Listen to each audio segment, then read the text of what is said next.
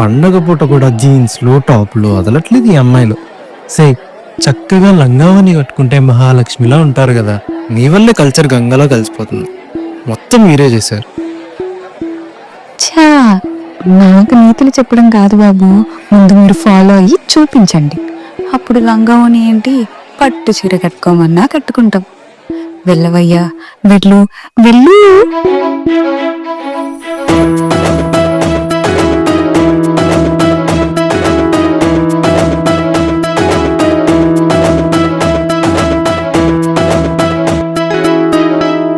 ఇప్పుడుంది పండగల